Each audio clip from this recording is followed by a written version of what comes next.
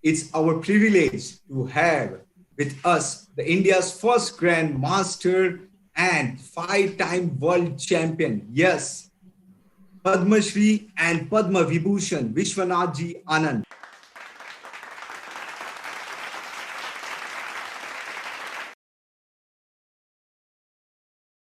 Finally, we had 6 winners, and it gives me great pleasure that these 6 players also today have a chance to ask question to the 5-time world champion and one of the greatest chess players of not just India but the entire world, Vishy Anand. And so I would ask the first person here, Ilam Parthi, who was the winner of the under 14 section. So do we need to have a fixed routine to practice or practice randomly like solving tactics, reading books and playing games? You don't need a fixed routine. At least in my opinion and my experience, that isn't necessary. You should just follow what you want to do. If you feel like solving puzzles, do that. You want to work on openings, do that. You want to look at a game, do that. You want to take a break from chess, do that. Go back, come back, go back, come back. As long as you get a little bit of work done and you play a little bit, you'll be getting better. Okay, sir. Thank you.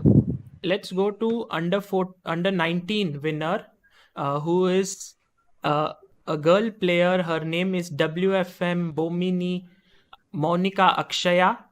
She is a very talented player, rated 2029. Akshaya Bomini, if you can ask your question to Vishy Anand.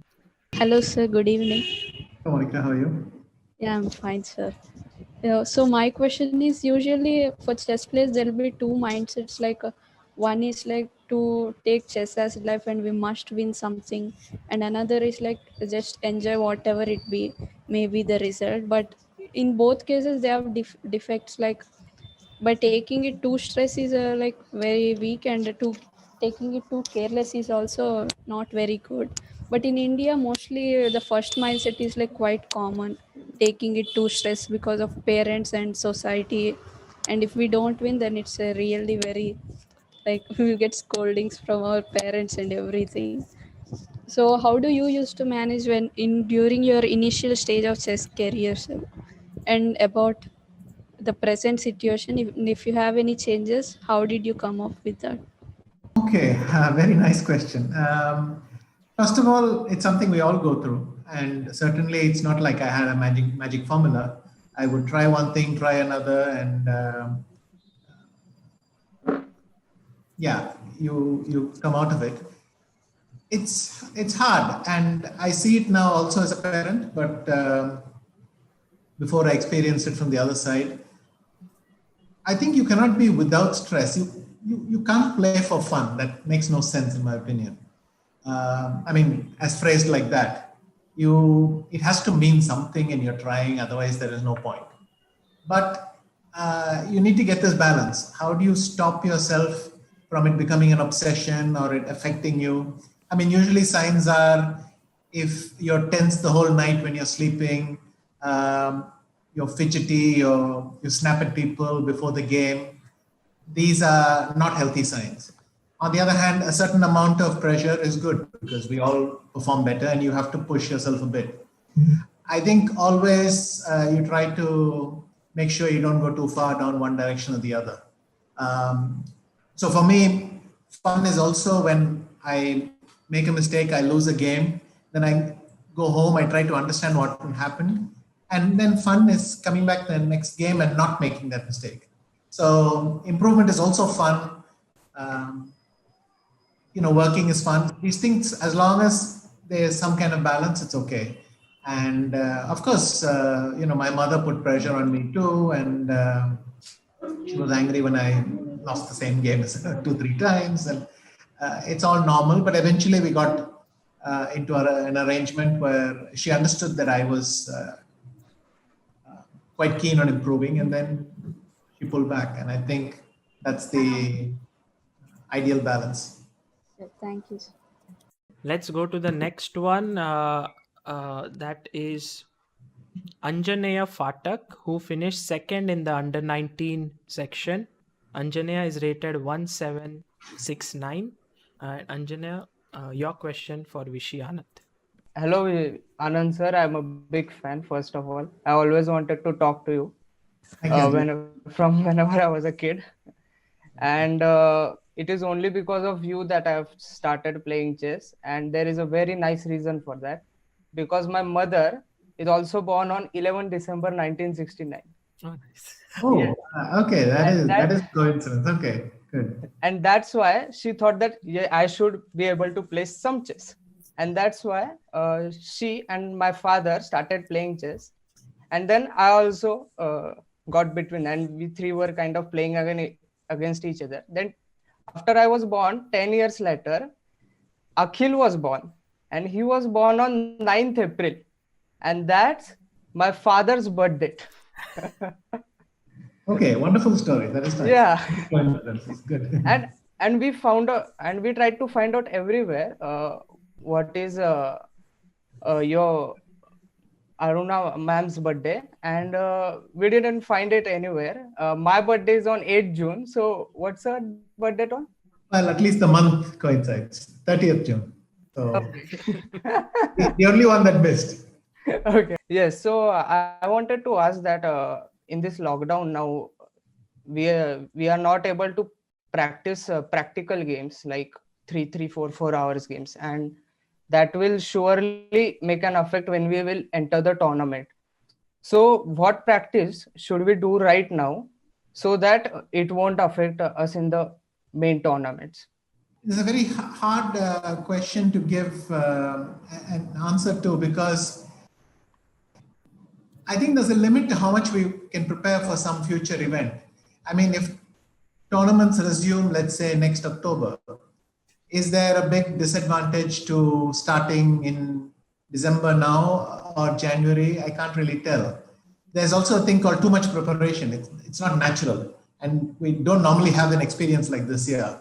So my suggestion, what I've been doing a little bit myself, is this is a good chance to learn things you would never have bothered learning otherwise, or never have found time for. Those sort of things are nice. You can practice something, but just to keep working and training like you used to do before, it becomes a bit meaningless, because you don't get to try it. And if it's held too long, I don't know how effective that is. But by all means, keep in touch with the game and keep following stuff and doing mixture new things. But there's also, I think, a chance to try some new routines. So thank you for speaking to me. Moving on to the next one, Arunav Bhattacharji. He is rated 1857, and he won the open section with 7 out of 9. So Arunava Bhattacharji, you may ask your question to Vishy Anand. Good evening, sir. Good evening. I wanted to understand the role of intuition in chess. So what happens is, many times we make moves by gut feeling or intuition, and then sometimes it backfires as well. So that judgment, like when calculation should be given more precedence to intuition, how to develop that? I wanted to know this. Okay. First of all, congratulations. And Thank you, sir. second, okay, my feeling is that intuition is just work that we forgot we have done. So what feels like an idea popping out of nowhere, actually it doesn't pop out of nowhere. Somewhere we have seen something similar, we draw lessons back and forth, and that is in fact the kind of beauty of the human brain, that it draws these connections. You should see for yourself how it's working out. I would say gambling is bad, intuition is good.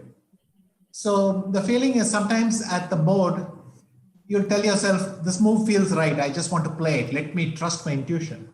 But if the move just turns out to be a blunder, or it only works if your opponent plays badly, that kind of thing, then you're gambling, you're not actually using your intuition. Whereas if you are thinking a little bit and you feel uncomfortable about some move, you try to calculate hard, but you feel uncomfortable, though the line works for you, but you feel that it shouldn't work. And on the other side, some line which isn't working, but you prefer it.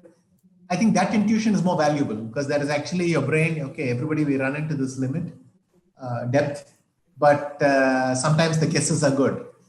And that I think you can try to utilize. But again, you just have to see your games and see what your pattern is. The thing is there, we are very emotional at the board. Sometimes we are very concentrated and moves pop into our head. That's intuition. But sometimes we are feeling lazy and the brain is looking for an excuse to stop. And so you have to understand your own patterns and go with that. Same with me. I mean, I would say by the time I'm in my mid-30s, I knew which instinct to trust and which not to trust so much. And I also would work on my hunches. Like if there are a couple of hunches that I had at the board, I'd go back home, check it and think, maybe I can use it in the future. So it's a nice tool to have, but it's not a substitute for working or hard work. Thank you, sir. Okay. Avetic Gregorian is asking, what are classical games? Have you studied classical games? Okay, this is quite funny because generally classical games are older games. So when I grew up, some game of Capablanca or even going further back, Morphy, I would consider them the classics, the games that generations of chess players learned from and things like that. Of course, it has happened to me quite often recently that people tell me, sir, I studied classical games. That's how I know your game against Ivanchuk in 94 or something. And then it's a little bit of a shock because you associate classical games with like Julius Caesar, and then suddenly they're talking of something more recent. But yes, classical games are just important games which show one thing very clearly and that you can learn from. Okay, so that was all the questions. Thank you, Vishy, so much for all the answers.